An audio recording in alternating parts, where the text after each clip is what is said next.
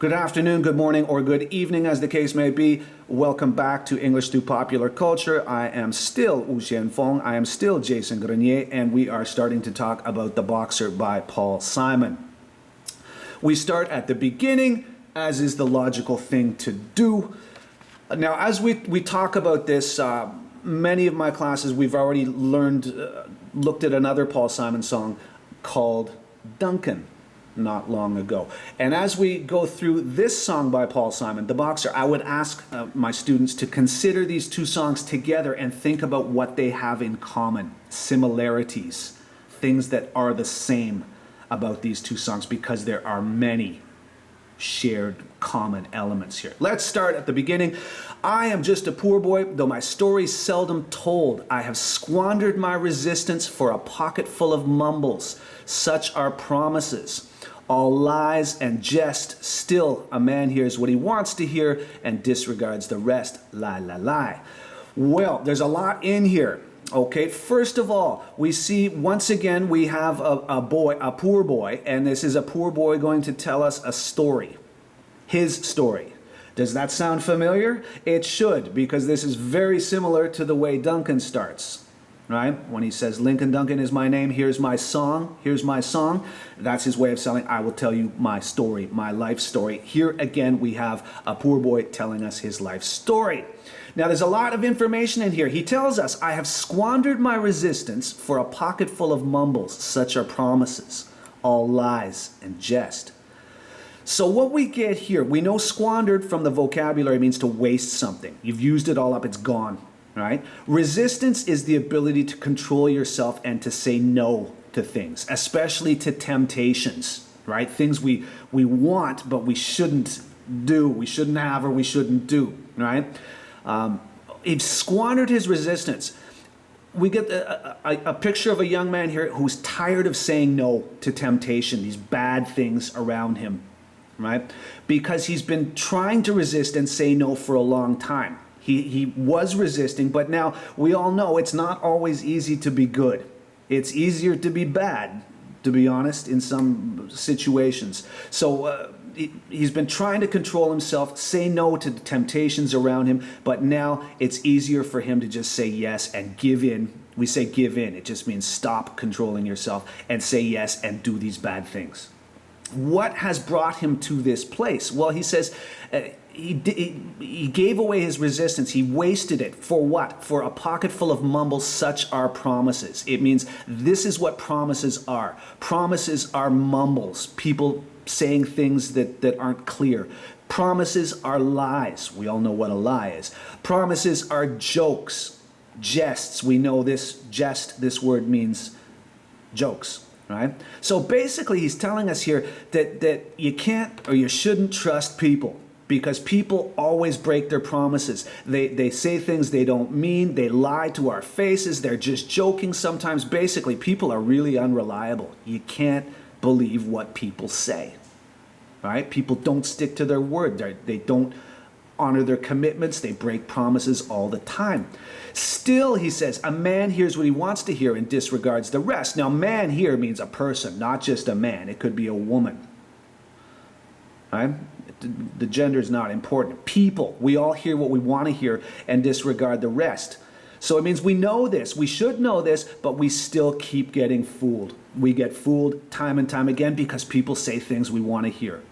You know, maybe they say nice things to us, they flatter us, they say kind things, they make promises that sound good, whatever. For whatever reason, we shouldn't trust people, but we still do. And we keep getting hurt, we keep getting burned. So I get the feeling that this young man has been through some difficult relationships. He's been hurt by trusting others. We could say he's been burned. We use that expression. You trust somebody, they betray you, you get burned. Right? So he's been hurt, he's been burned. His experiences trusting people, relying on other people have made him negative. This is a very negative view of people, right? Basically, you can't trust anybody, right? So it's made him distrustful, doesn't trust people. It's made him jaded. He just thinks everything is just mauliao. You know what I mean? People are really boring, and people, You can't believe anything. So when we put all this together, we get a picture of somebody who's not in a very good place emotionally and psychologically, right? Somebody who seems really, really like they've been hurt, burned, distrustful, they're negative, they're very jaded. So we start on kind of a down note, right?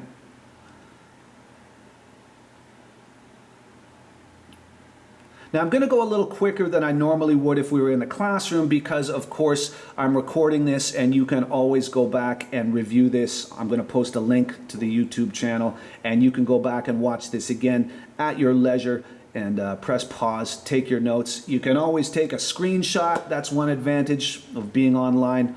If you want to get this into your life quickly, just screenshot it and you'll be good to go. All right, so we're going to go down to the second verse now.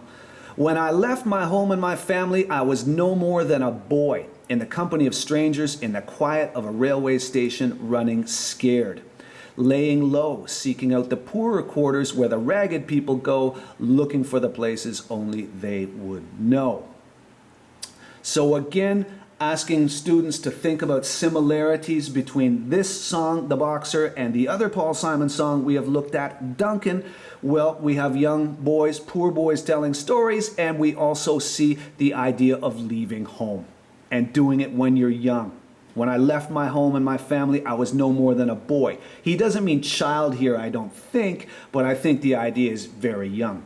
Just as in Duncan, we had the storyteller Lincoln Duncan telling us that when I reached my prime, I left my home in the Maritimes. And we said that that means as soon as he felt he was old enough and strong enough to move out on his own, he did. He was still young. So this is another common element, very young men leaving home.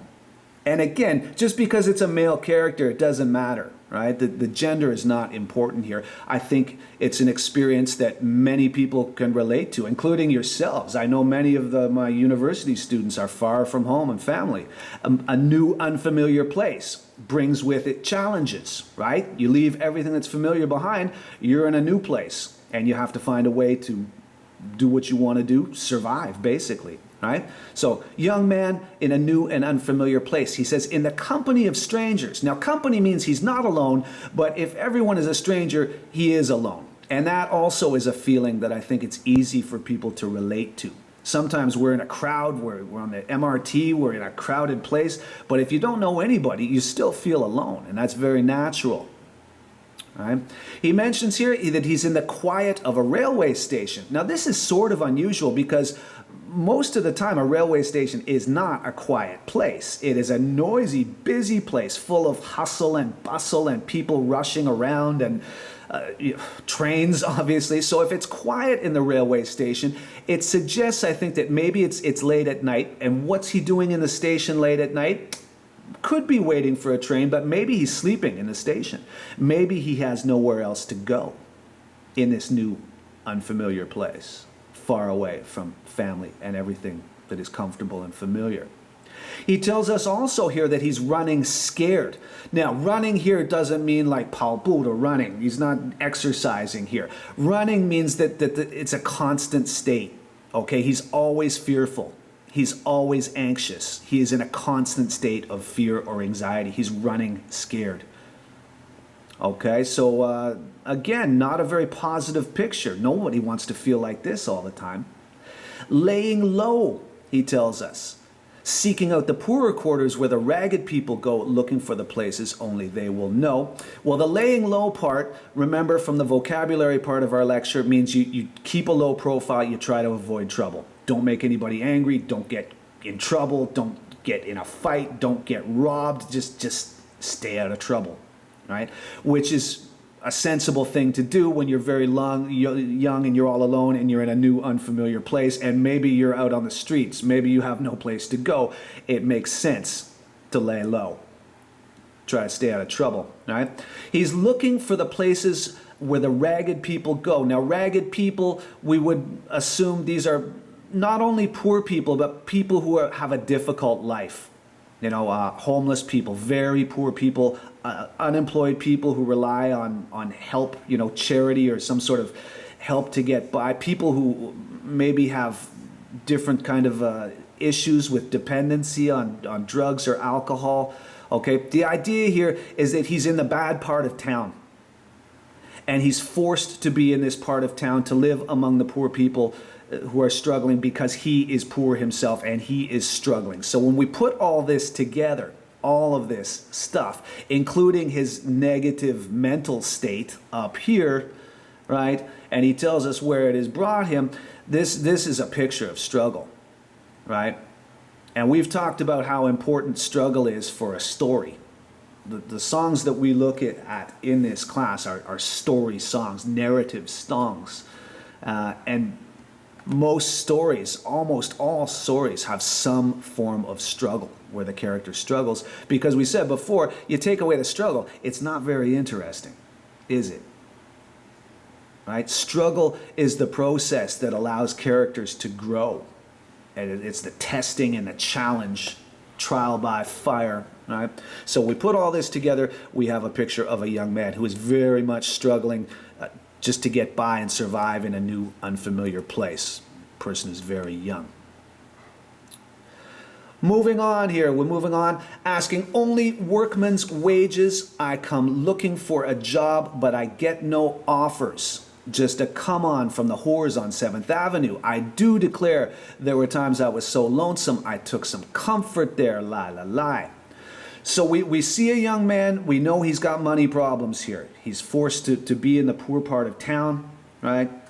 Now, he's looking for a job. We've seen this before in our class with characters looking for jobs. We all know job, need that money.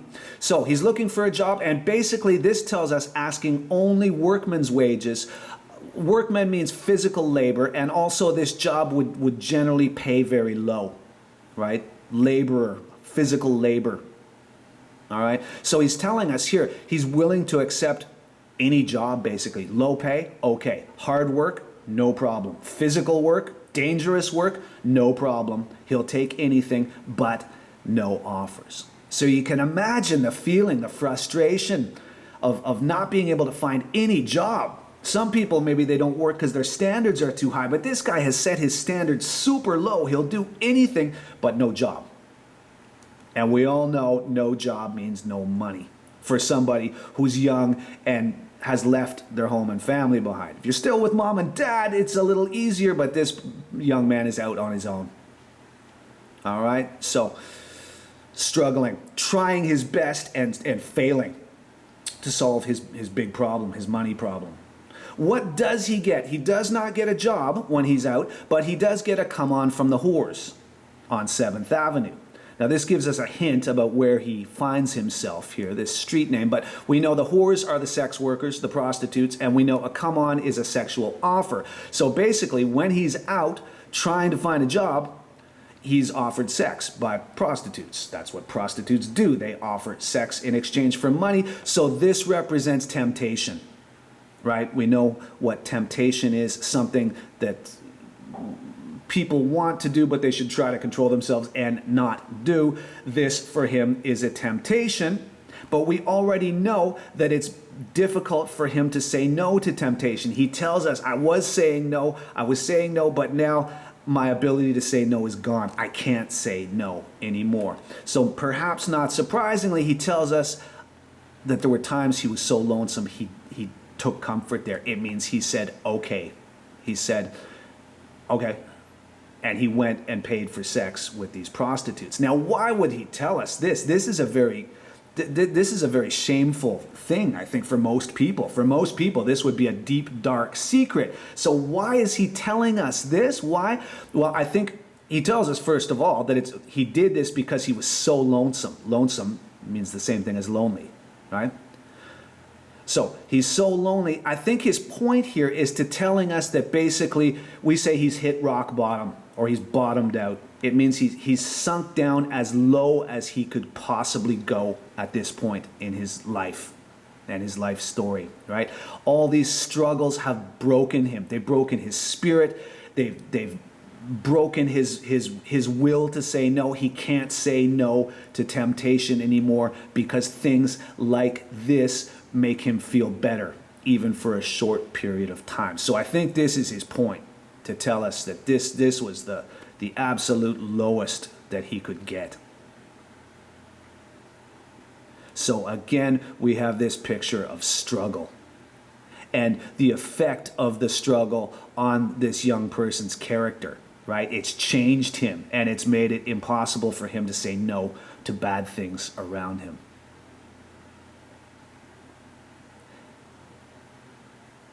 And again, I hope this part is not familiar to anybody in the class, but this idea of feeling lonely, feeling miserable, feeling like one has hit the bottom, it's easy to be tempted by bad things, to fall into bad habits, right? This is a reason that people might take up drugs or drink too much or engage in other behavior that is harmful to themselves. Right? The struggle is taking a toll on this young man. It's changing him, and not changing him in a good way.